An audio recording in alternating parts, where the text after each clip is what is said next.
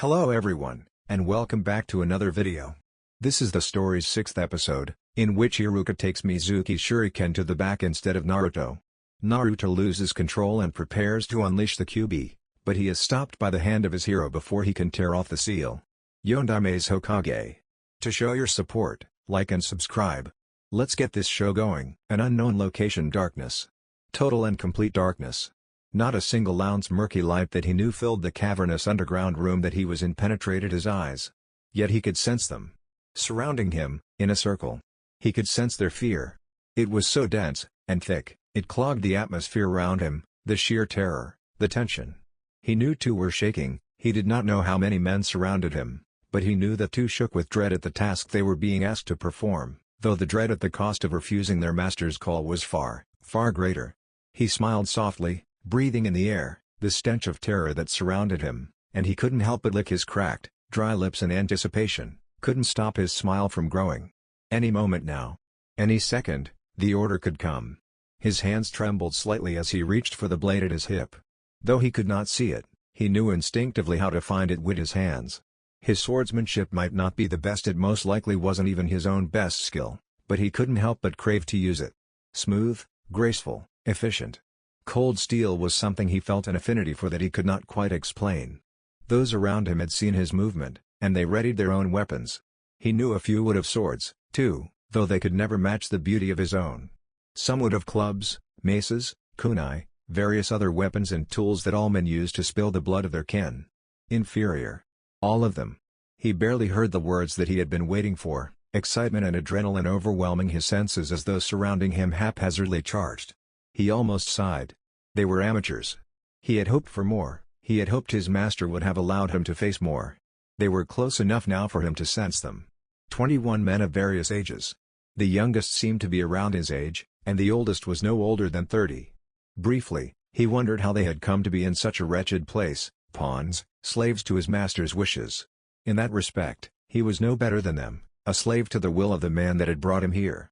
Yet, he was so much more. The first two had reached him, and they attacked simultaneously.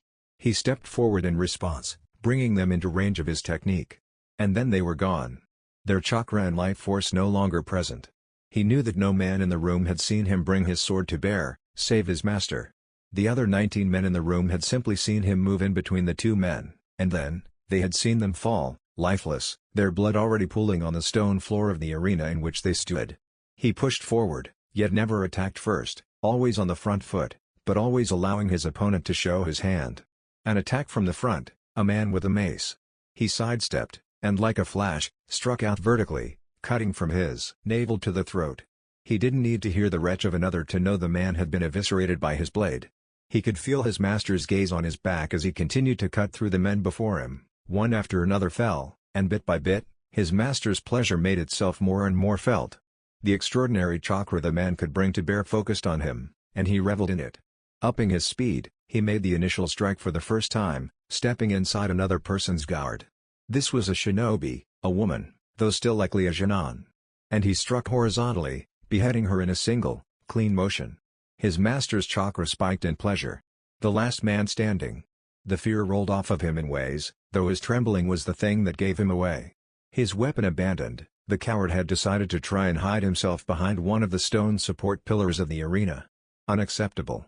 He stopped before the pillar, and channeled his own chakra through his weapon for the first time in the battle, and struck out horizontally again, slicing through the solid stone like it was nothing more than paper. He frowned. The man had screamed in agony and stumbled forward, a hideous gaping wound on his back exposed through the tattered rags he wore. He was still alive, which meant he hadn't been good enough, efficient enough. He suppressed his annoyance as his master's chakra flared once again.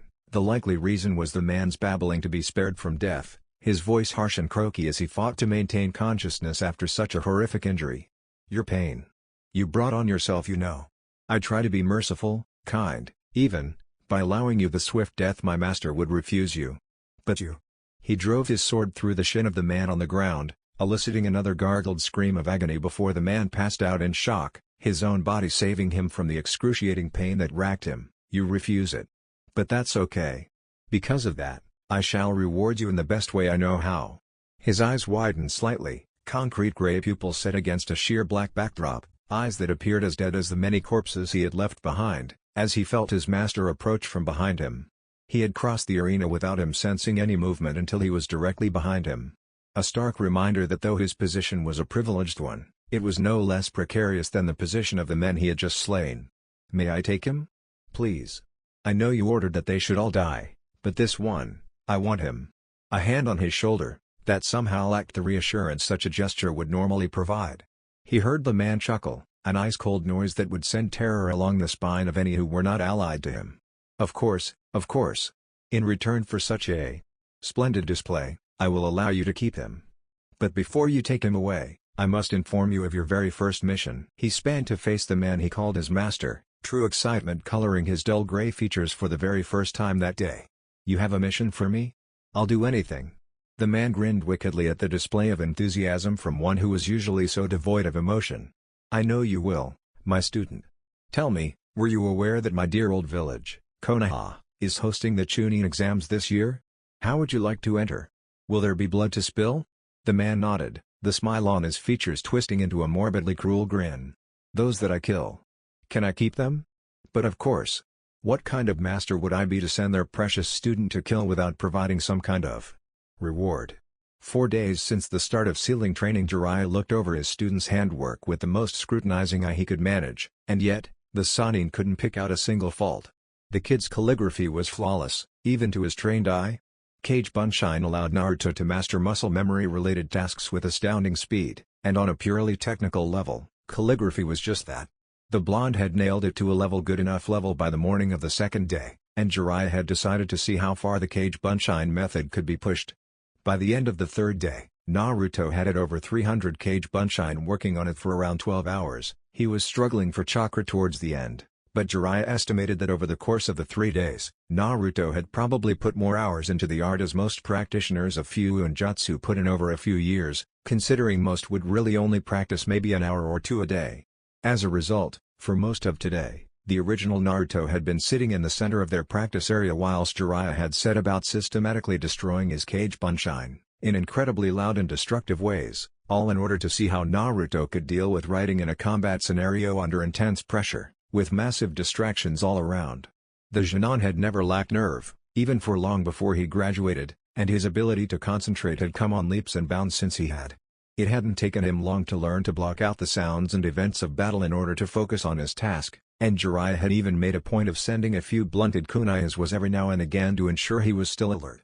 Eventually, the Sannin had decided that the exercise had become little more than a waste of chakra, and called a halt to it, which led to where he was now, peering at the work of his apprentice. "Huh?" Jiraiya started, as flippantly as possible. "This isn't actually half bad, Naruto. A little scrappy in places, but more than good enough to get the job done with most commonly used combat and supplementary seals. As long as you keep practicing in your own time, you're more than ready to begin learning Fuyu and Jutsu for real."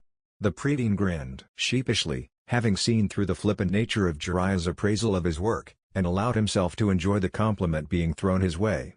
For a moment, he pictured the pervert trying to teach him calligraphy 6 months ago, and nearly scoffed aloud at the idea. It felt good to be making progress, even if he didn't even really know any actual sealing techniques. "So what about those seals you promised to show me then, you old goat? And I thought you said I wasn't going to be learning Fuyu and Jutsu yet, just how to copy it?" Jiraiya ignored the half-hearted attempt to get him riled, and instead focused on answering the serious parts of the blonde's questions.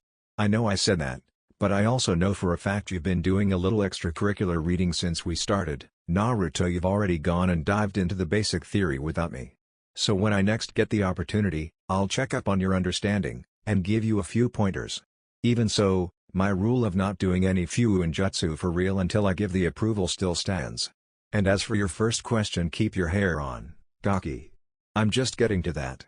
He reached into the pockets of his trousers, and pulled out 3 small pieces of paper, all no bigger than a playing card, and laid them out on the ground in front of Naruto, who was sitting down opposite the Sannin.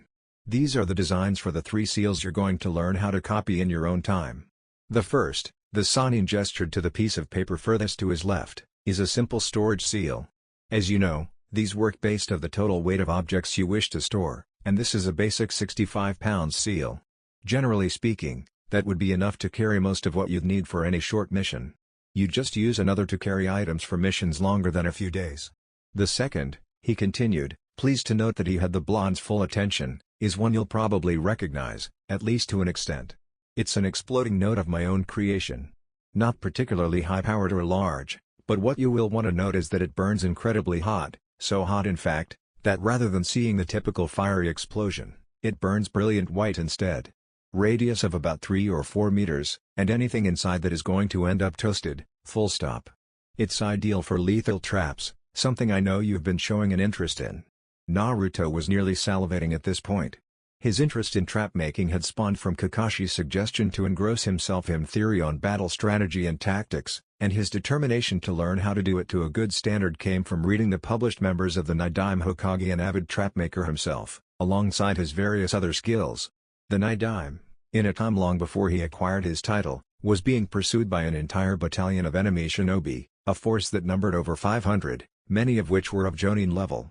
A long way from home, with no chance of backup or support, the future leader began a 3-day campaign of heavy guerrilla warfare, based around his impressive capability for stealth, and ingenuity and skill when it came to creating complex, but lethal traps.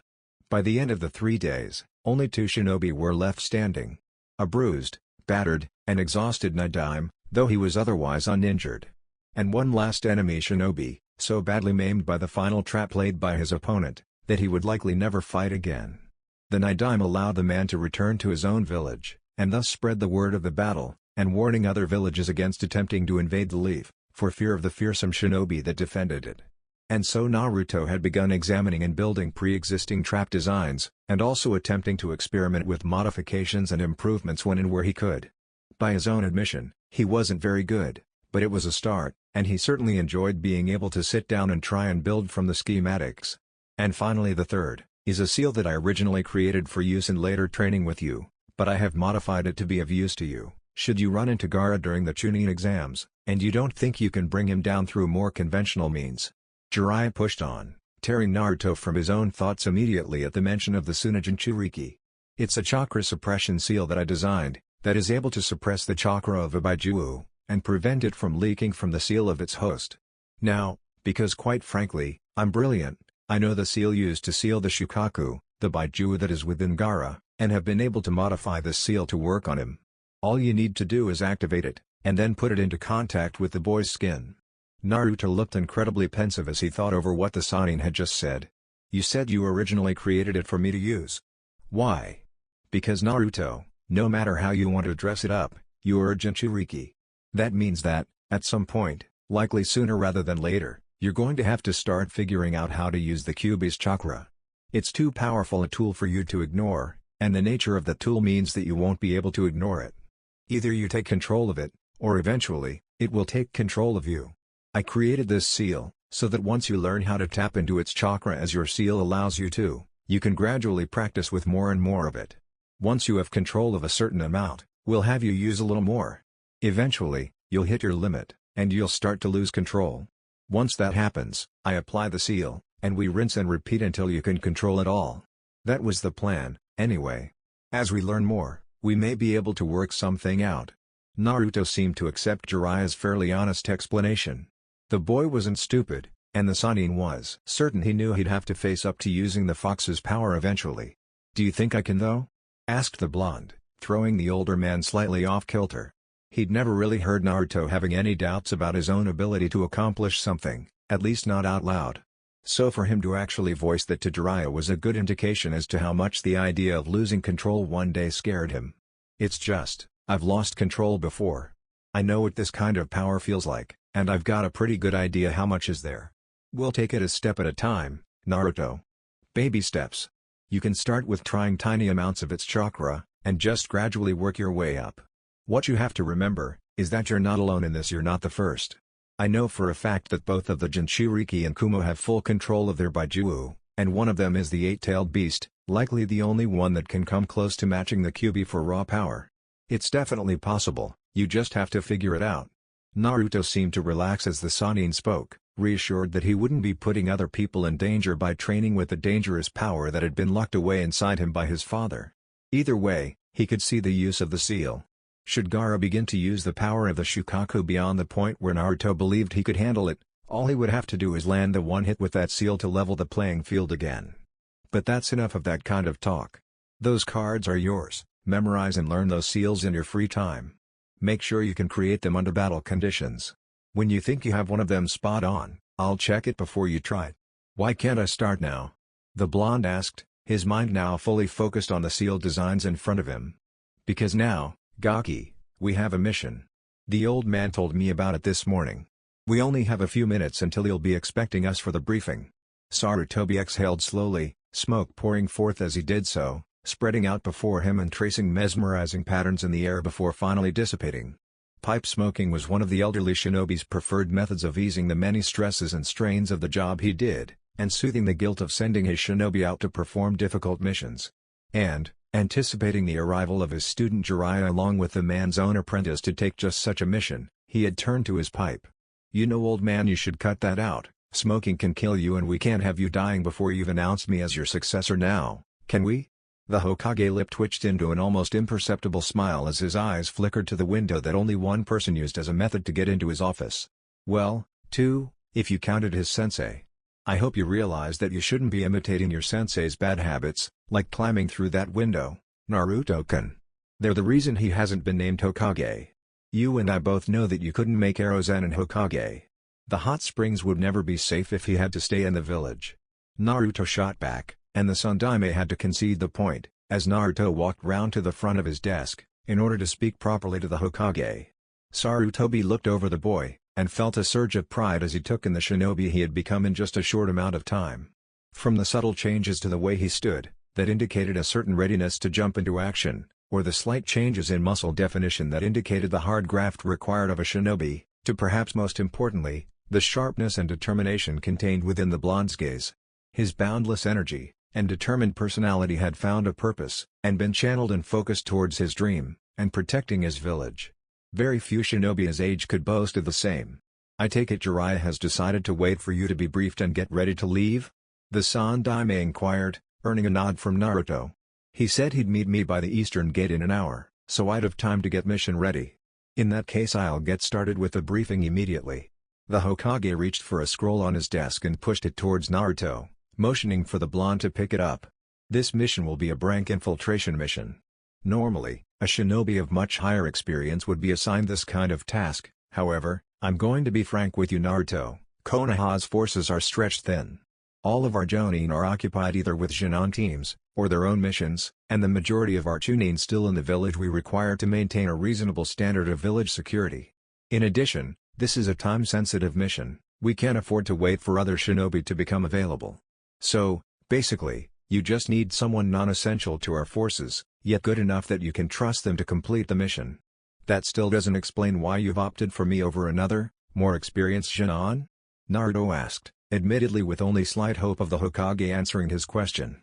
If I'm honest, there is only one other Jinan-level shinobi who may be a better choice than you to undertake this mission, given what Jiraiya has been reporting regarding your growth. However, there is another reason for choosing you for this mission.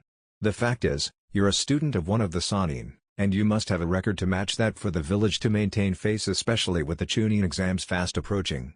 Konoha's position among the 5 nations is weaker than it has ever been, and as a result, it needs to appear that we are stronger than we actually are. One way of doing this, is to display the talent of our up-and-coming shinobi. Naruto considered the Hokage's words carefully, in particular how he mentioned that the village wasn't in the best position. Vulnerable. He had always been led to believe, in all his studies, and by everyone he spoke to, that Konoha was the strongest of the 5. That this may not be the case anymore unsettled him. It meant that his home could be in danger. He was also aware that he was likely being told information that very few of his rank would be told, because of his position as the apprentice of one of the Sannin, but at the same time, he couldn't help but feel that the old man had an ulterior motive in giving him this kind of information. It was something he'd have to think over later. For now, he had a mission to focus on. Now, back to the mission itself. The Sandaime said, as if reading Naruto's train of thought. As you may be aware, Team 7 returned from a cranked escort mission to Wave Country, not all that long ago. They encountered, and successfully fought, ninja hired by a man named Gato. The man was the owner of a global shipping company, Gato Corporation, which we now know to be a front for a wide array of illegal operations. Drugs, sex trafficking, slavery, Extortion, just about every illegal or illegitimate means of making money, was being utilized. They has seized control of the trade routes around Wave Country, and attempted to take control of its populace by crushing the economy of its towns. Naruto couldn't prevent a frown from marring his features.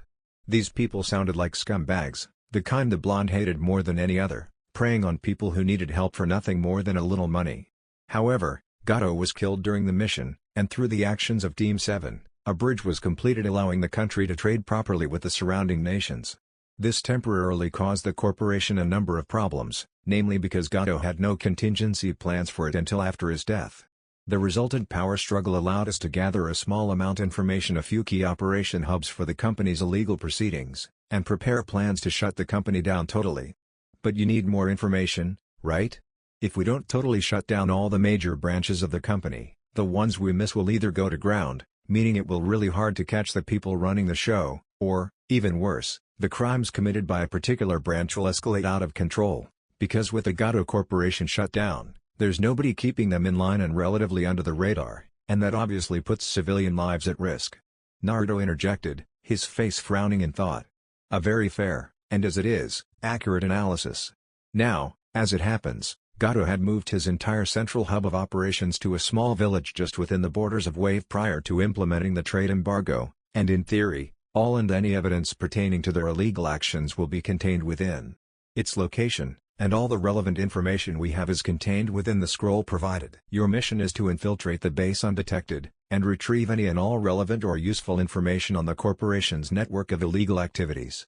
It most likely will not be overtly obvious which are the documents you require, as they won't refer directly to anything illegal. As a precaution now, be aware of two things.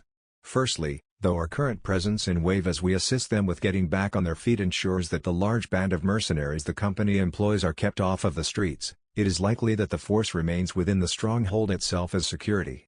Secondly, it would look incredibly bad for Konoha if we were to be caught snooping into the affairs of Hinokuni's largest companies, so you must not be identified as one of our shinobi.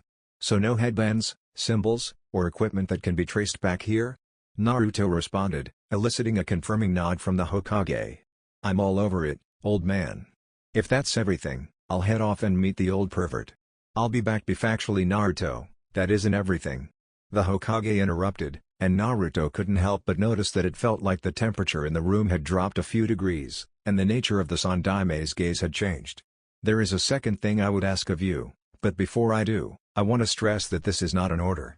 I am aware that I don't tend to hand out missions as if they were orders from a military commander, and though often they are not, most treat them as such. I want you to be totally clear that you are not obligated to accept this task in any way. If there were any justice, or even if there was anybody else I could safely ask this of, I wouldn't be talking to you about it at all. Ask away, Hokage Gigi. I won't make any promises, but you know I'd do my best. Naruto replied in the most even voice he could muster. He'd never admit it, but the intensity of the Hokage's eyes as they looked into his own, sizing him up, trying to read him and his emotions, and the clear severity of whatever the Hokage was about to ask him to do was beginning to get to him a little. The individual who has taken over the running of the Gato Corporation, including its illegal activities, is a former member of the Konoha Civilian Council until 2 years ago. He ran several of the largest banks in the village, and had accrued massive wealth and influence within the village walls. Through a combination of bribery and coercion, he has been able to gather a considerable amount of information on this village's military. 2 years ago, we discovered his treachery, but far too late. He had already escaped the village, and hid himself. To keep himself from being discovered, as far as we are aware, he has refrained from selling any information onto our enemies. However, now that he has stepped out into the open, we are certain he will attempt to sell his secrets on. Unfortunately, we also don't know what information he has managed to acquire, so countering the information leak is impossible. The Hokage sighed audibly as he pondered how he should approach what he was about to ask the blonde to do, fairly certain that the Junon would accept, however grudgingly. He even briefly toyed with the idea of not asking at all. Village be damned, you want me to kill him, don't you? You wouldn't have made such a big deal out of it if you didn't. At Sarutobi's silence, the blonde turned his gaze to the floor, as he turned over what the Hokage was asking of him. Everything he had ever heard, read, or seen about being a ninja stated that taking life, and confronting death, was an inevitability of being a ninja. But Naruto couldn't help but think that he would be different. That he would be able to avoid taking a life, especially in cold blood. Can you at least tell me why? Why this has to end in a death? Why can't I just capture him, bring him back? Given our current situation, bringing him to the village is impossible. Naruto's breath hitched. Bringing him to the village was impossible? That made it sound like it wouldn't be safe to bring him back into the village to interrogate or imprison. Almost as if there were threats already within the village. No doubt, the Hokage started, catching Naruto's attention once more. You will come to your own conclusions. Just be aware that there are always threats, from within, and without, and right now, our enemies without are our main concern. And, whilst forces within are by their very nature, potentially far more dangerous, provided they are identified, they are also far easier to restrict and even manage, should they be too well entrenched to destroy outright. Time is very much on our side, should we continue to be suitably cautious and vigilant. The blonde's mind was a veritable whirlwind of thoughts and possible theories. The Hokage had been crystal clear, whilst remaining as cryptic as possible. Too well entrenched would imply a position of influence with the village, ties to the man he was being sent after hinted towards being linked with the council, and simply being considered a threat would indicate strong influence within the shinobi ranks. Not to mention that the Sandaime felt the need to be cryptic in his own office. He had been presented with as many of the pieces to a puzzle as the Hokage could provide, and been told to be vigilant, but that there was no immediate threat. But that still left one issue. I understand, Hokage Gigi. Just answer me this: is it important for the safety of this village that I take this mission? His own eyes met the Hokage's once again, and he couldn't help but notice how much regret was held within them. Yes, it is. The risks involved are too great, and whilst we could potentially wait for a Jonin to be free to undertake this mission, the more time he is allowed to roam free, the more chance of the security of this village being jeopardized. Then, I'll do it. But just so you know, Naruto begun, his eyes never leaving the Hokage's, almost challenging the older man to disagree, or question his words. I'm not doing it because it's some kind of stupid order from a superior. I'm not doing it because ninja are supposed to be able to kill. Hell, I'm not even doing it because this guy probably deserves it. I'm doing this because I trust you, and I trust that as Hokage, you would only ever decide to do what's best for the village. If you say that this needs to happen to keep this place safe, then even though I won't like it, I'll give it everything I've got. I'll protect this village, and everything it represents, with my life. That is my Nindo. And with that, the blonde picked up the second scroll the Hokage had produced representing this mission, and began to leave the room. Now, I better not keep the old pervert waiting any longer. He might get bored and start looking for women to pester. The Hokage merely nodded, signaling to the Genin that he was okay to leave, and reached once more for his pipe as the child left him to his thoughts. He had truly inherited the will of fire in the same way his father had before him, and he was truly proud of the young man. Despite everything, however, he couldn't help but lament as yet another person so young left his office to spill blood for the sake of their village. So, you took both missions, huh? The Sannin asked, eyeing his apprentice as they walked through the forest just outside of Konoha's walls. They had been walking for nearly an hour, and Naruto had been spookily quiet. Yeah. Naruto responded, his voice lacking its usual enthusiasm and vigor. I'm just trying to get my head around it, you know? I know it's naive, I really do, but an assassination mission kinda goes against everything I pictured a Konoha shinobi to be, before I actually became one. Actually, Naruto, it's not such a naive thought. Jiraiya replied carefully, mulling over his next words. Coming from Konoha, we're taught in a different way to those from other villages. Whilst in some places, strict adherence to the shinobi code is encouraged, in our village, we're taught the code, and effectively encouraged to only take certain lessons from it. Instead, we're shown to value the lives of our comrades over success, and even that taking life is something that should be avoided, if at all possible. In fact, being from Konoha, taking a life isn't at all something expected of most ninja, and there are many who go through their entire careers able to get by simply capturing enemies, or avoiding conflict where at all possible. The village shinobi corps very rarely take on actual assassination missions, and even then, it's only when the village's safety is at stake. And when it is required, the pool of shinobi who are actually asked to undertake such missions is incredibly small, because it is only asked of those whom the Hokage is certain to be able to take the emotional strain of actually setting out with the sole purpose of taking a life, because let me tell you right, it's a completely different animal from killing without necessarily meaning to on a normal mission. Of all the shinobi I know personally in the village, the only people I can think of who ever had to do more than one assassination were myself and Orochimaru, the Ondaime, Hatake Kakashi, and Madarashi Anko. You had to do assassination missions, Zenin?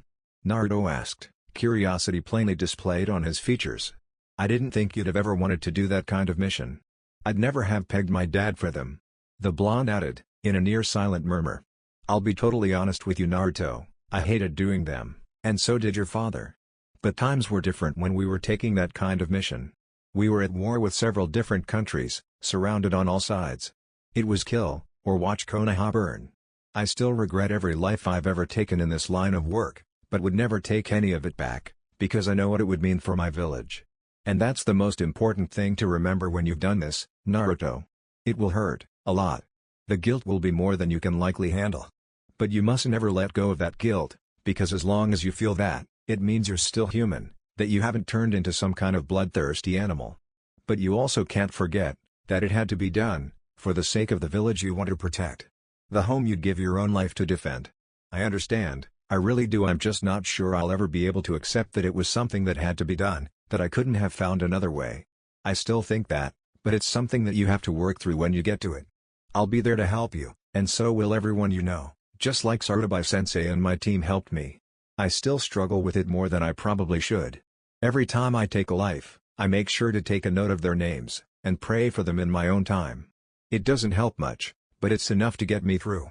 Naruto's eyes widened slightly at the revelation that Jiraiya struggled with anything related to being a shinobi. The blonde would never have admitted it, but the man had seemed totally invincible up until now. I'll tell you what else helps, knowing that you did it in the most respectful and painless way possible. How about when we make up camp I take you through some things that will help you do that, and when we're done, I'll teach you a new jutsu to take your mind off it, one that I guarantee no one your age in Konoha knows. I have a toad watching the man you're being sent after, so I'll know if we need to get there straight away. As long as he doesn't make a move, we can afford to take a bit more time to get there. Naruto smiled at the gesture, and also at the prospect of learning a new technique, yet still, he couldn't shake the growing sense of unease in the back of his mind about what he was about to do. And then, there was something else. Jiraiya had said that there weren't many people that took assassination missions, because of the strain it puts on people. If he completed his mission, would he then be forced to take more, since the Hokage knew he could take it? He could always opt out, of course, but he couldn't help but consider that a little cowardly, if the village needed him. But that was when another thought hit him. If he refused an assassination mission, that would mean somebody else would have to be sent out in his place. Kakashi-sensei, or Uro-sennin, or even whoever that Anko woman was. Somebody else would have to live with the guilt Jiraiya spoke of, because he wasn't willing to. If he was okay with doing that, putting his comrades in the firing line for no reason other than cowardice, he realized, he could never become Hokage. Much less one that would make his parents proud. It was unacceptable to him, that kind of failure, and that kind of selfishness. Naruto took a deep breath, and moved to catch up to Jiraiya, who had started to pull ahead of him already. Now he had a reason for doing this mission, one that he could truly get behind. He would, so the people he cared about wouldn't have to. That's enough for practice on the killing techniques, Naruto. I have something a little more fun for you to learn. Come back over here and I'll explain it to you.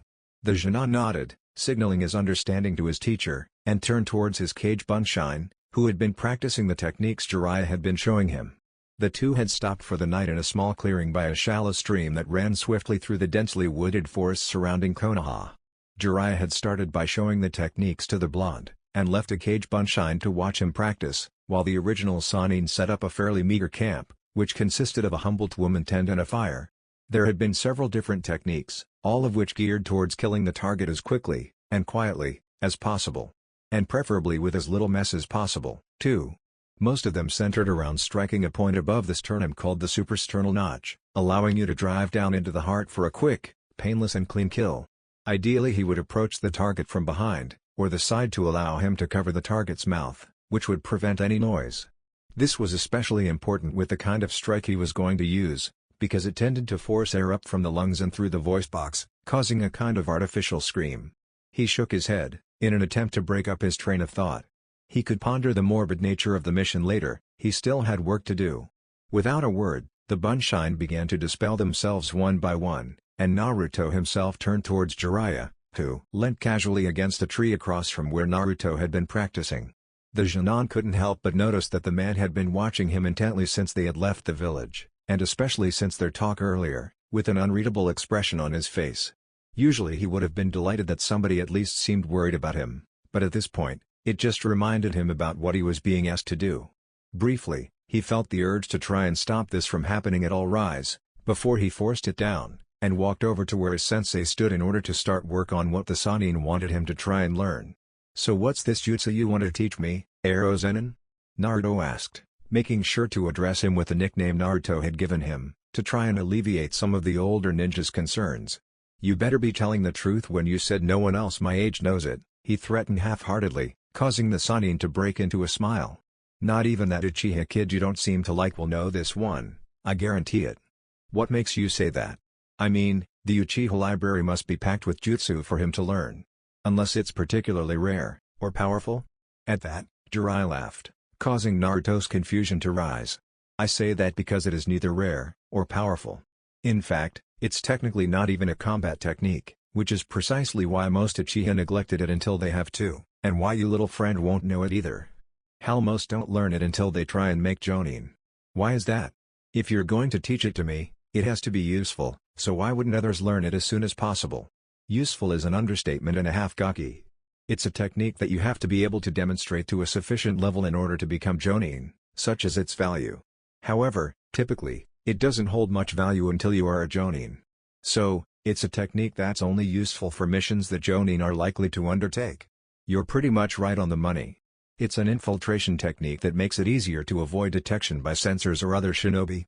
Obviously, as Konoha doesn't tend to send anyone but Jonin behind enemy lines so to speak, it doesn't really become necessary until you want to attain that rank, which is why so few bother to learn it until they learn the requirements. "You think there will be shinobi in the base then?" Naruto asked, as Jiraiya's implication went directly against what his information told him. "I think it's better to be safe than sorry, especially since I won't be right there with you. Gato Corp has hired shinobi before, and it wouldn't take anything other than a mediocre censor to pick up your chakra and give you away. This jutsu will help with that, although a really skilled censor type would be able to find you regardless. It's called Ninpo, Naiba Shoten, although to call it a jutsu is probably an exaggeration. Its purpose is simple. Your chakra is drawn inwards to your core, and suppressed. This minimizes your chakra output, and once you've mastered it, makes it difficult for even the most adept censors pick up your chakra signal, because sensors work by being able to sense the chakra you expel naturally through your tenketsu points, rather than the chakra already within you. This has a secondary effect of making you incredibly light on your feet, as the chakra is pulled away from the muscles in your legs and arms. Unfortunately, it is not a substitute for being able to move silently, but as you haven't mastered that just yet, it will definitely give you a little bit of an edge. When you learn to pull on your chakra in the academy, you should have learned to feel your core, yeah?" Naruto nodded, understanding that Jiraiya was only asking because of the academy's methods when it came to teaching, or no, not as the case may be, the blonde. "Good. All you need to do is focus on your core, and the chakra flow coming out of it, and rather than pull chakra from your core as you would when using a jutsu, you draw back the chakra already circulating through your system, as though you're trying to roll it all up into a ball within your core."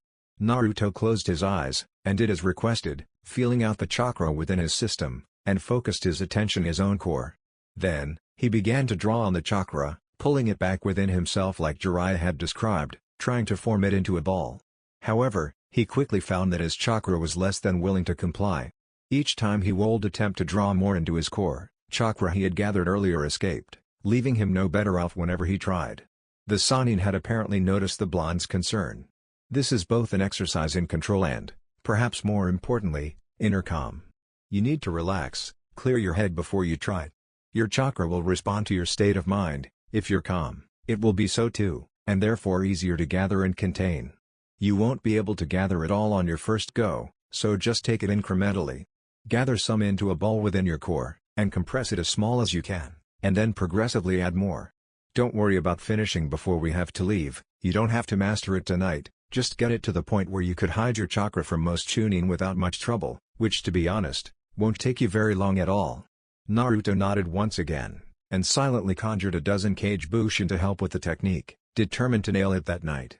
The old pervert had been right. A new jutsu was an excellent way to take his mind off of the mission ahead of him. "So, are you ready to talk me through your plan, Naruto?" The blonde in question looked up from the paper he'd been using to scribble some rough notes and diagrams on, and answered with a confident yes.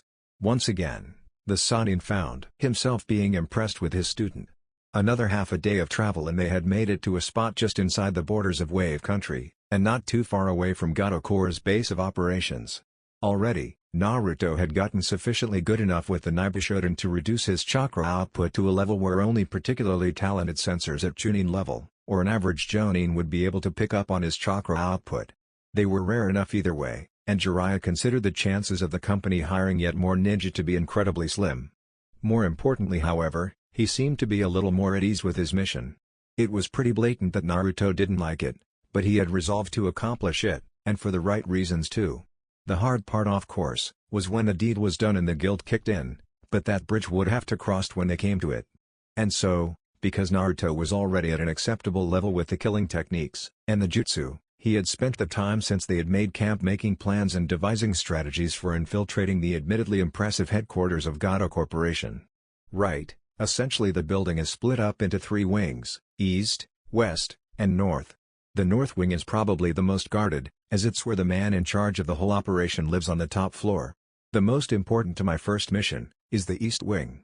It's where the bulk of the secretarial work, admin and things like that happen. It's the hub of the entire corporation, and the archive there is likely where the information we need is going to be kept. The west wing is the barracks for the in-house band of mercenaries the corporation keeps, so I'll be steering as clear of there as possible. Naruto began, gesturing towards the building schematics that had been sealed in the mission scroll itself, along with all the other vital information the blonde would need for the mission. According to this, there are 2 ways into the east wing, going through the front door, and one other. It's actually a converted mansion, and this means there's an attic, which according to my information for anything but storage, and can be accessed from the roof. That's my access point. From there, I drop into the room directly below, which is one of 7 on the wing itself, and is one of the 3 archive rooms. I start my search there, and methodically work my way through the wing, ensuring I get everything I need. From there, I push into the main hall of the building to gain access to the north wing from there. The wing is actually a tower, with only the one room at the top where the target sleeps. All I have to do is work my way to the top, avoiding the guards likely to be stationed there, break into the room as quietly as possible, and hopefully do the deed without him ever knowing I was there. Jiraiya pondered Naruto's short explanation of his plan. Obviously, they had no information on the guards' patrols, neither their number, patrol patterns or shifts, so the blonde would have to keep his wits about him to not get caught. However, the entrance to his target's room was a problem. Can you not think of a better way to get from the east wing to the north without passing through the main hall? Going that way leaves you incredibly exposed as you pass through. I thought about going via the roof again, but the only access to the tower room is the room's window itself. Unfortunately they're barred, and breaking through them would be miles too noisy, I think. I'm going to try and get through the doors as quickly and quietly as possible, and take to roof if at all possible. A bit of wall climbing shouldn't increase my chakra output to dangerous levels, so I should stay undetected, Naruto replied, his frown matching Jiraiya's. Evidently he had seen the flaw in his plan also, and could think of no way around it. I suppose what you have will have to do. Just remember that things will go wrong with it, so be prepared to improvise and adapt with the situation. I'll be sending a toad with you that is connected to me via chakra, something I'll show you how to do later, I imagine. The toad can alert me from a distance if anything goes disastrously wrong and you need me there. I can't really see any problems, short of you running into a Jonin-level ninja, but it's better to be safe than sorry, Jiraiya said, his mind focused on his task for the night, one of great importance to the village's safety. He hoped that nothing went wrong with Naruto's mission, because the village absolutely needed the information he was attempting to gain tonight. Anyway, get some rest for now, Gaki. You're going to be having a long night, after all. Naruto wiped the beads of sweat that had begun to form on his brow away with the sleeve of his shirt, his eyes never leaving the pair of mercenaries he could see in front of him from his vantage point amongst the trees, and stood between him and the sheer face of the mansion he needed to get to. The guards were all, as far as Naruto could see, normal mercenaries, and were spaced equally around the building to keep watch for intruders. For the first time Naruto found himself appreciating the real strategic advantages of his village being quite literally hidden in the leaves. Much like Konoha, this mansion stood in the midst of a deep forest, thick enough to obscure both the sun, and clear long-range vision. The only difference was the thin veil of mist that crept amongst the bases of the trees, and was getting ever thicker as the night went on.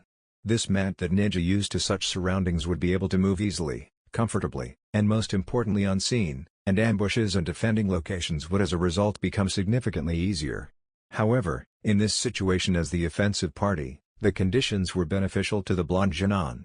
He was able to move quietly and unseen, and whilst normally the guard's formation would have been okay, the lack of visibility meant that each pair was isolated from the rest, and communication would be difficult.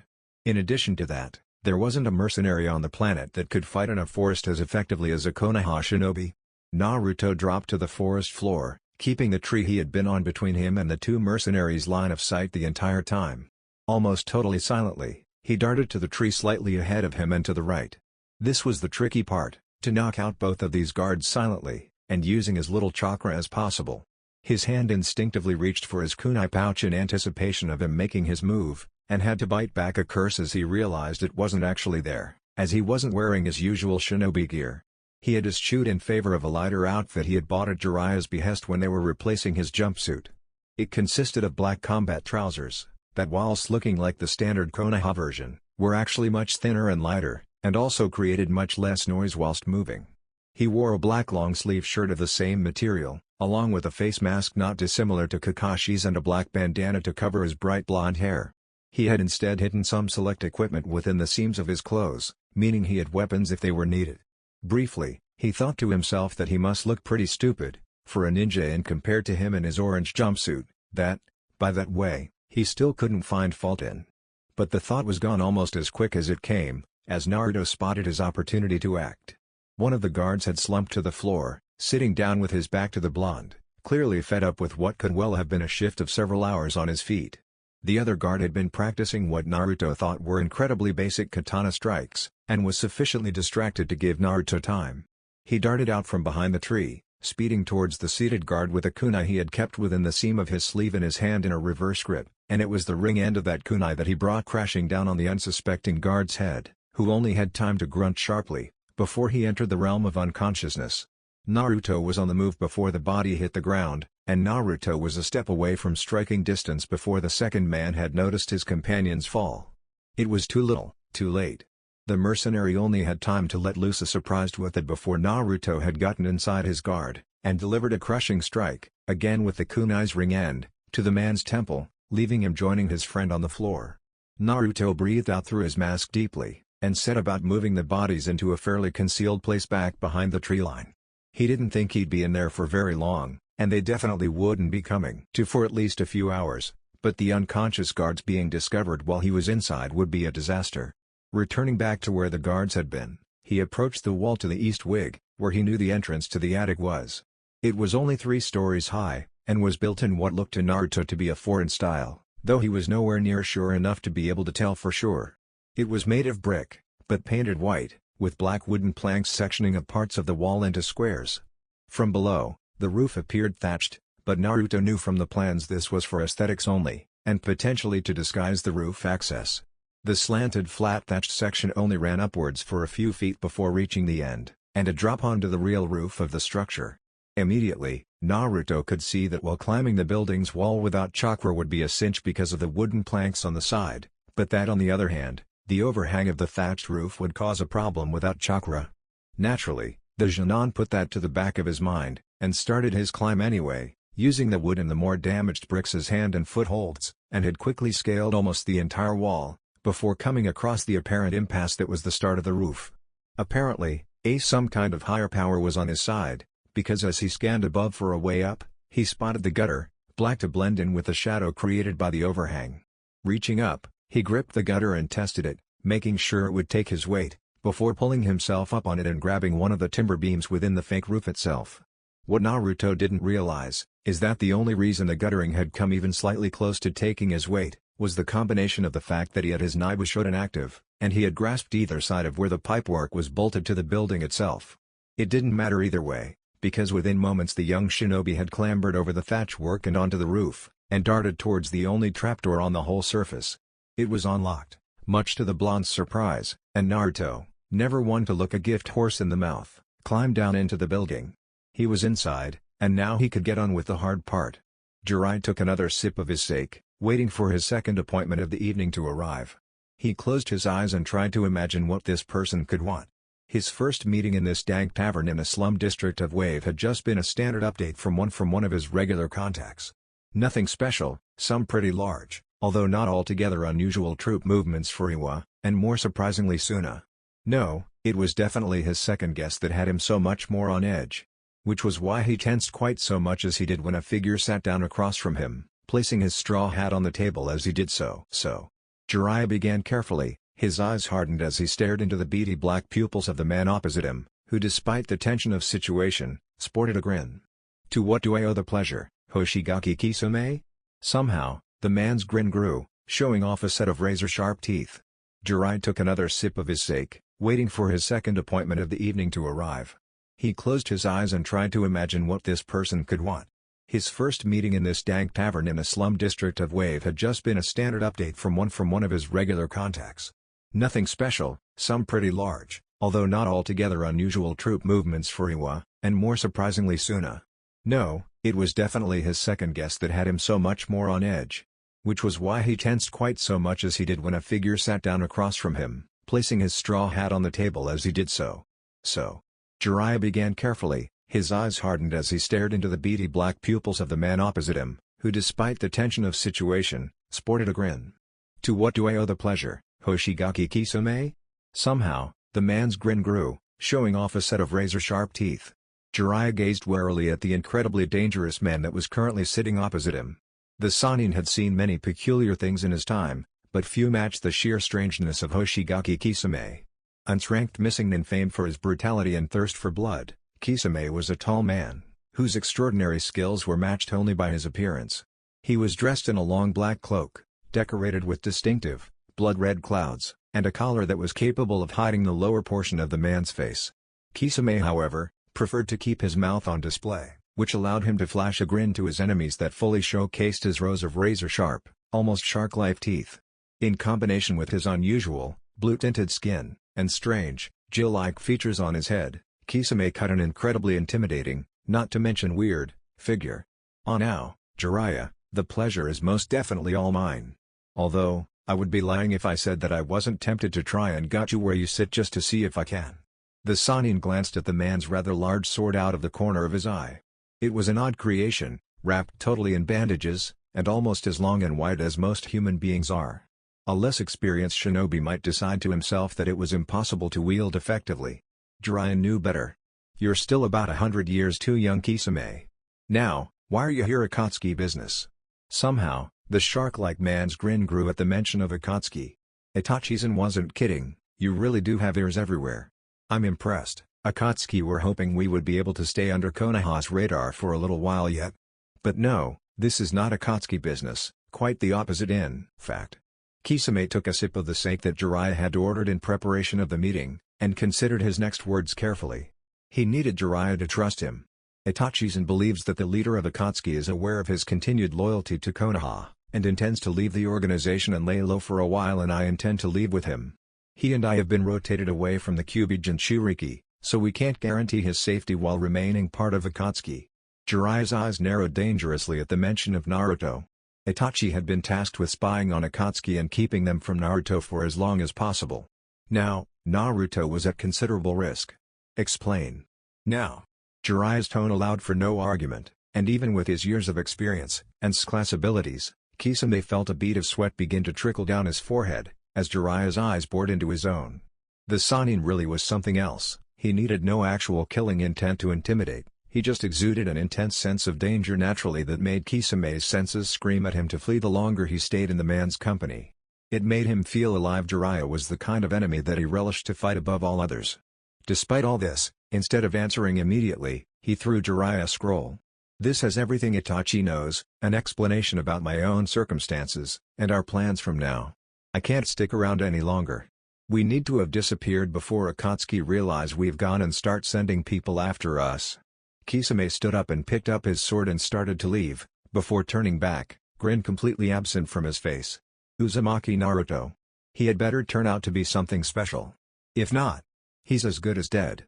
And with that, Kisame walked out of the tavern, leaving the Sannin to read, and consider. Naruto paused as he allowed his eyes to adjust to the gloomy darkness of the attic space he found himself in. The Genon was clearly the first to set foot in the room in a very long while. A heavy layer of dust coated the numerous boxes and odds and ends that filled the dank and musty room, and thick cobwebs, many of them themselves gathering dirt and dust, stretched between almost all of the gaps between boxes and furniture.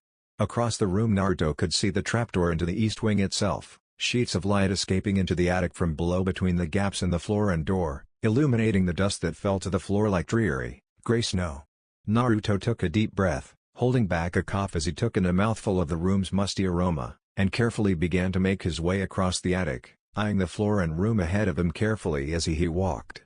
Suddenly, the blonde froze, his body stiffly held in place like a statue. Not even an inch in front of him, almost at eye level, was a paper-thin, clear wire, stretched between the two stacks of boxes he was passing between. He let out a breath he didn't know he'd been holding before passing underneath the wire, and quickly moved the rest of the way across the room, his eyes straining in the darkness even more than they had been before. Of course they wouldn't leave the only other entrance to the building completely defenseless. That would be much too easy. He paused at the trapdoor, and examined it for any obvious traps. Seeing none, he carefully pulled it open by no more than an inch, before wedging a kunai between the trapdoor and floor of the attic. Peering between the gap, Naruto found himself incredibly glad he had started to read up on designing and building traps, as well as spotting them in the field. Attached to the trapdoor was another thin wire, that when pulled a certain amount, activated an alarm mechanism on the floor that Naruto could only barely make out from his vantage point. If he had opened the door much further, he would have set off the alarm. Fortunately, this kind of trap was relatively easy to circumnavigate.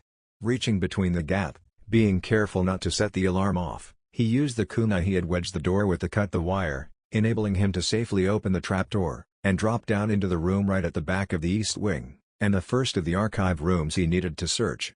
Immediately Naruto was forced to squint slightly as his eyes adjusted to the shock of such a brightly lit room after the incredibly dim attic, and the question as to exactly why this room would still have the lights in it turned on came into the blonde's mind almost instantly.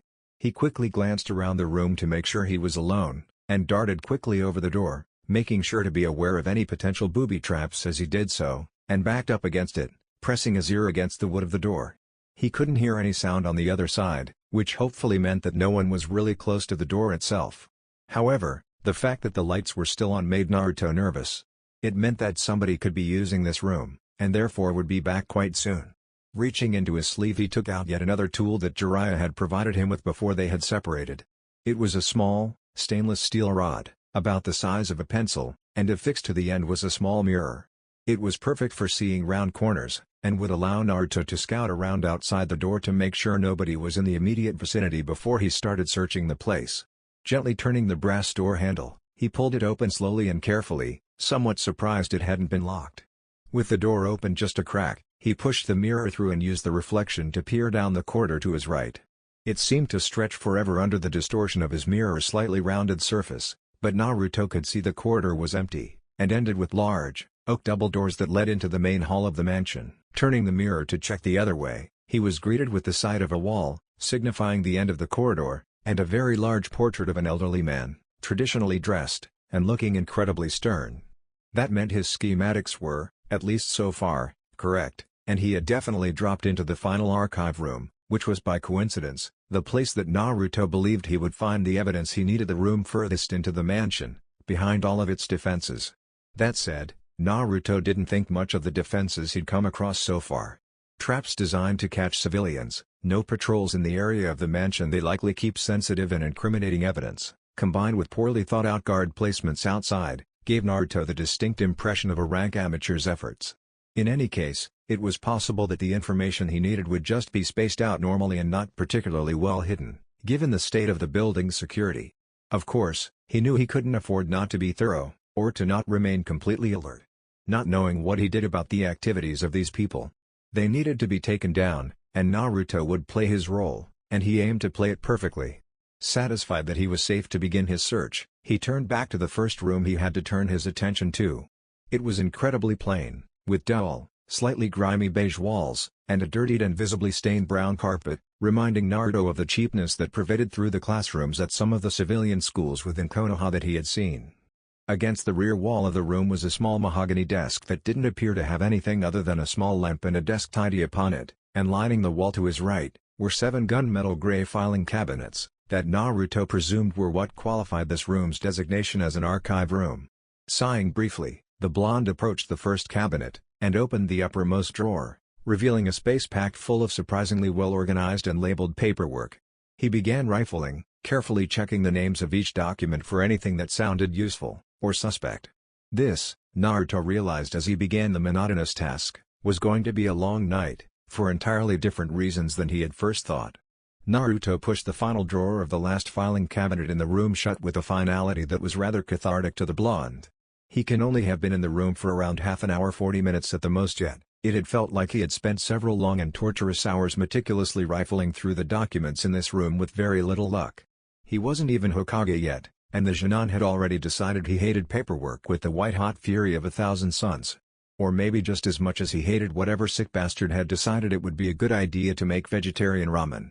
It was just unnatural. As he had expected, the kind of information he had been looking for hadn't been particularly well hidden, simply in with the rest of the documentation. The blonde had found 2 documents of interest in this particular room. One was a fairly ambiguous document referring to the transport of assets between sites in Danzakugai, and place called Otogakure no Sato, which appeared to be a shinobi village Naruto hadn't heard of in his studies, which is one of the reasons it stood out to him as suspect. The second reason was the way it detailed the loss of some of the assets during travel, and inspections from Gato Corps employees. It stunk of people trafficking to Naruto, and the refusal to explicitly mention what the assets were, sealed the deal for him. The second was a little easier to decipher, mainly because of a dead giveaway within the wording itself. It was so sloppy, it would have stunned even a much younger Naruto in its stupidity. It spoke about an outbreak of STDs amongst a section of the employees stationed at their offices in Sango Harbor, Kaze no Kuni, and how much of their goods had to be disposed of. Naruto had to forcefully bite back his anger as he read the second document in order to continue working. These people were despicable, absolutely unforgivable in his eyes, and it only served to strengthen his resolve that what he would do later tonight was in fact the right thing. Gathering up the documents he needed, the blonde took out a small scroll that once again, Jiraiya had given him before they went their separate ways.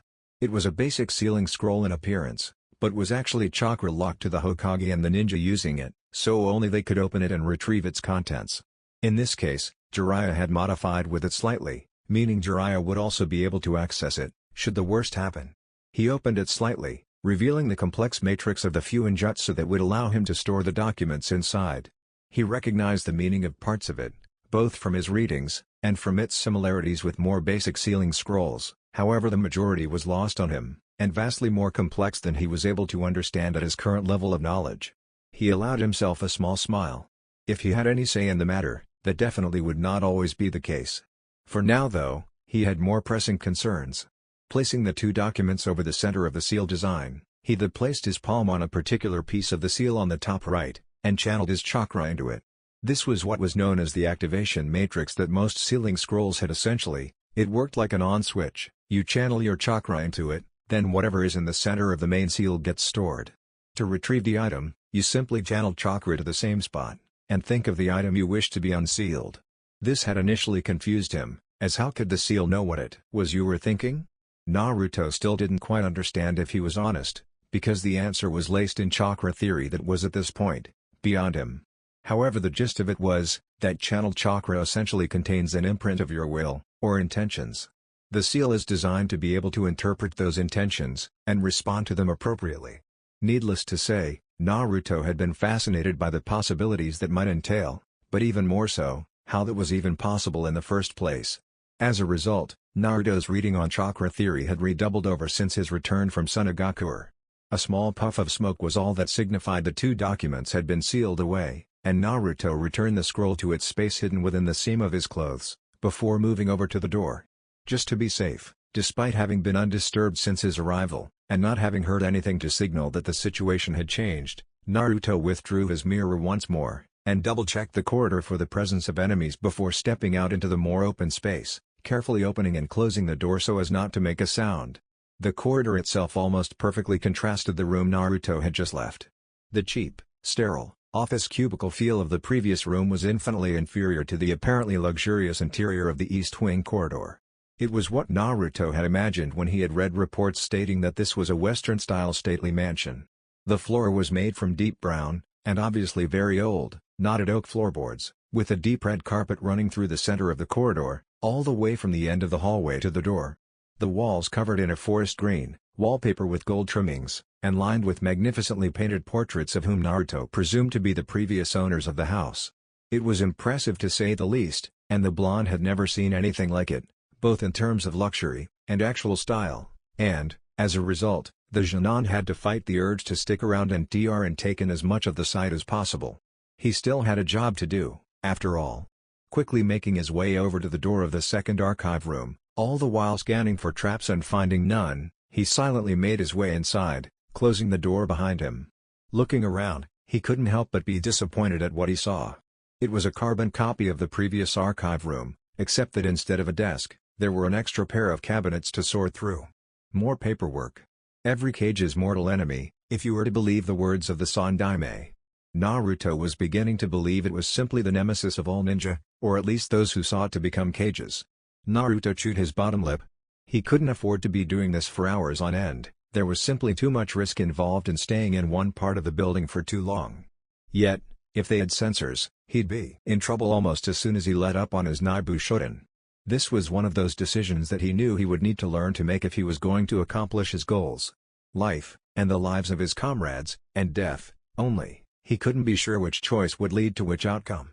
Admittedly, the fact that it was only his own life on the line made it a little easier to be reckless. Without so much as a seal, 5 cage bunshine appeared around him, and Naruto handed his sealing scroll to the one in the center. The plan was for 2 cage bunshine to search each of the 2 remaining archive rooms, while another kept watch in the corridor itself, disguised by transforming into an object to blend in. The one keeping watch would be able to dispel itself when danger approached, subsequently warning the 4 bunshine searching the archives, giving them time to hide. They would store everything they found in the scroll, and all but one would dispel themselves when they were done, the final one meeting him on the roof with the stored information. The original, meanwhile, would set accomplishing about his other task for the night. Seeing his bunshine get started on their work without so much as a word, Naruto himself turned and walked back out into the corridor and briskly moved to the large double doors at the end of it. Pausing briefly to listen for noises on the other side, he caught something out of the corner of his eye, above him, on the wall to his left. A grill. Naruto almost slapped his own forehead in despair that he hadn't thought of this before. A ventilation system would be the ideal way to navigate the main hall, without being seen by any guards. Channeling chakra to his hands and feet, he began to scale the wall as though he was some kind of insect crawling up it, and reached for the vent cover as soon as he was able to reach.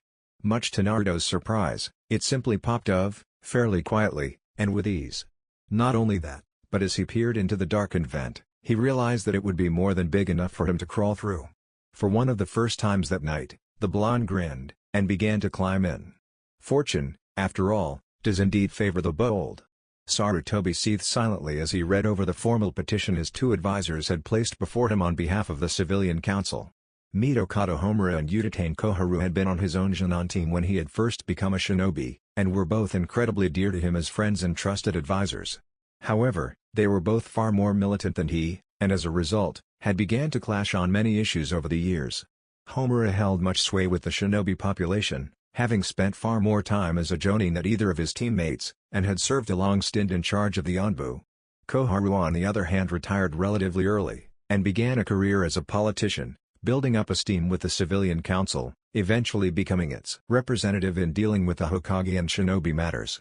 Both held serious political capital, and more than ever, he wished his position as Hokage allowed him to tell the entire council to, as one of his students Tsunade had put it, all those years ago, kiss his wrinkly ass.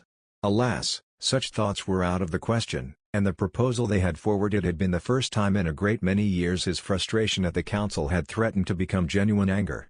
What is the meaning of this? The 2 advisors exchanged glances. It had been several years since Sarutobi had earnestly allowed his anger to spill over into the demeanor he presented to themselves and the wider public, and they had nearly forgotten quite how formidable the aging Hokage could be when he was, both on the battlefield, and politically. Please understand. Homura began, his voice considerably tighter and more reserved than normal. This was not our doing. Both Koharu and myself tried to dissuade the council from taking this to you and to desist from pursuing this action.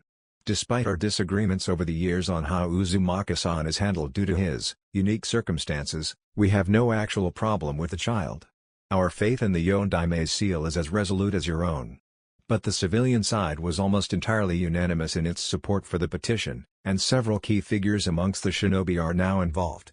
It holds too much sway for even your position to brush aside. A glance over the names over the petition had already confirmed this fact for Sarutobi. Several prominent main branch Hyuga, some well-ranked Onbu, and several other members of some of village's more important clans. We believe that Dansu may be orchestrating this. This time it was Koharu who spoke, her words eliciting a soft curse from the Sandaime. The petition was a simple one. It was a petition to have Sarutobi push one Uzumaki Naruto into accepting being adopted by one of the village's major families in order to restrict his movements, place him under a constant guard, and keep him contained in the village. The preferred choice of guardian was of course one Shimura Dansu. The man had been another friend, and a staunch rival for the position of Hokage in their youth. However, Dansu's motivations had become more and more suspect as time went by. He had once commanded his own personal Black Ops force, and Sarutobi suspected he still did, not to mention rumors of dealings with the likes of Orochimaru, and their hand in many unapproved assassinations and missions over the years. Nastier rumors in recent years had begun to spread, however. And words such as coup and rebellion were finding their way into his intelligence even more. Dansu, Sarutobi feared, had become the enemy within. And now, he wished to try and use Naruto, or rather the power he held. Take him in, train and indoctrinate him, set him loose and seize power, or at least, that was the theory. Obviously, Sarutobi could not just refuse to do anything. The civilian council could make life incredibly difficult for Naruto, refusing him access to shops, facilities, and banking, and evicting him from his homes, in order to force his hand. The support of some of the more prominent shinobi meant that the chances of his promotion, and working on some of the more important and career-influencing missions could be restricted. For you see, it wasn't only the Hokage who did such things. Assigning missions for a shinobi force numbering many thousands of ninja, meant that such tasks were delegated. Field promotions, assigning ninja to career and reputation-vital diplomatic missions, among other things, were carried out by shinobi that, although he had picked, were not beyond influence. In short, Naruto's life could potentially get very difficult, very fast. He didn't even have to be in the village. The danger was, that given time to work through the messy politics of the village, the civilian council could transfer a guardianship of Naruto to Dansu without the permission of Sarutobi, since it was not technically a shinobi matter, which would be disastrous. Sarutobi was left with one option, something that he had been hoping to put off until the danger posed by the Chunin exams was through. Reveal the boy's heritage, and allow him to take up his position as the head of the Uzumaki clan. Naruto had already proven himself more than responsible enough to cope, and more than mature enough to show adequate restraint when given full access to some of his father's more volatile ideas. Doing so would not prevent people from seeking guardianship in search of the prestige that would come with it, but it would remove the support for the petition, and Dansu's position as the prime candidate, as other families decide to compete for it. In essence, a divide-and-conquer maneuver. Splinter the support for Dansu into easily ignorable factions. The downside being, that Naruto becomes a high-priority target for anyone with a grudge when the village opens its gates for the Chunin exam. In the end, it would be Naruto's decision. It wouldn't be right for Sarutobi to reveal all without giving Naruto the chance to choose his own fate. The Hokage would just have to flex some political muscle, and stall until the blondes return. Fortunately, there are laws and circumstances that affect Naruto that circumvent even the wills of the respective councils. He is currently on assignment, and will not be back for a few days. Sarutobi started, his eyes narrowed at no foe in particular, the devious nature of this attempt to supplant his authority as Hokage, and condemn one of his shinobi to serving under a man such as Dansu. Until he has returned, it is absolutely imperative that we prevent the council, and Dansu from forcing the issue any further. I cannot say any more, but there is information that only myself and a few others are privy to that mean this absolutely cannot be allowed to happen. The two retired shinobi before him exchanged glances, holding some kind of silent dialogue between themselves, a feat only possible through teamwork honed by many years fighting alongside one another. You have our trust and commitment, Sarutobi my old friend, you know this. Homura spoke in a warm, friendly voice, as if to support his words as he spoke them, but it was Koharu who continued where her teammate left off. These circumstances Sarutobi, they refer of course to the boy's parentage. It was not a question, and if possible, the atmosphere in the room thickened even more, as the Hokage's piercing gaze was turned towards the advisors themselves. How long have you known and how? I rather wish we could say that we've known for a long while, given how obvious it seems when looking at the boy in hindsight, but we only began to suspect after Chunin Mizuki's betrayal. Uzumaki-san's reported accomplishments that night began to change our preconceptions regarding the boy and his talents and value. Once we could look past those notions, look underneath the underneath, as I believe Hate-cousin is one to say, his parentage became rather obvious to both of us. It was Koharu who spoke, her tone as stern and firm as ever. However, Sarutobi, having known the woman for decades, easily picked up on the subtle hint of regret and apology that colored her words. He could find no insincerity in them, and none of the disdain for Naruto that she had held not even 6 months ago.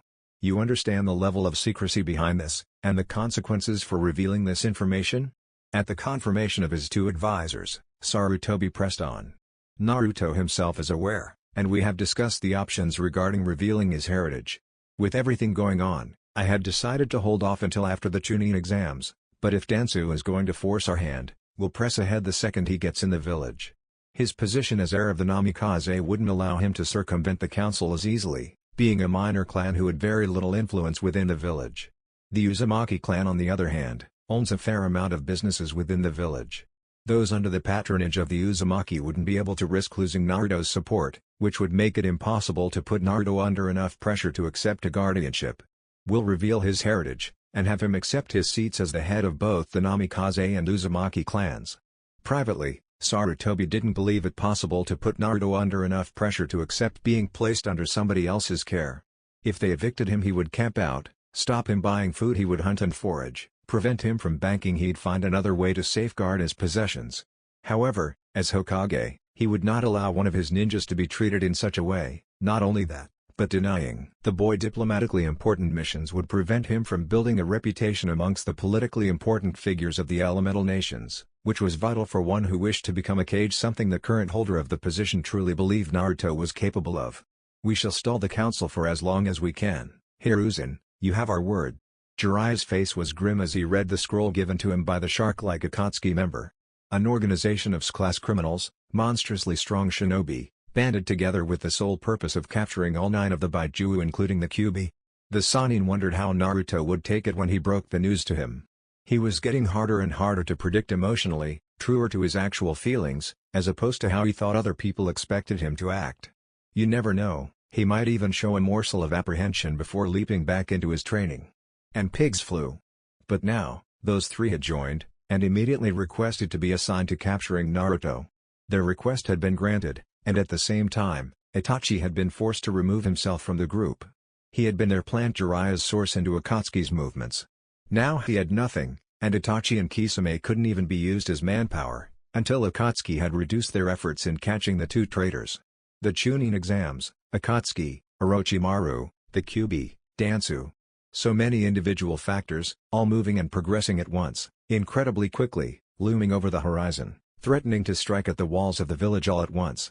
It would be a hideous stroke of misfortune, if all the things that threatened his village came to a boil at once. Then again, that did seem to be just like Jiraiya's luck. They wouldn't, of course.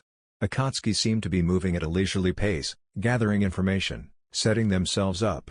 Naruto had time to grow before he had to face them.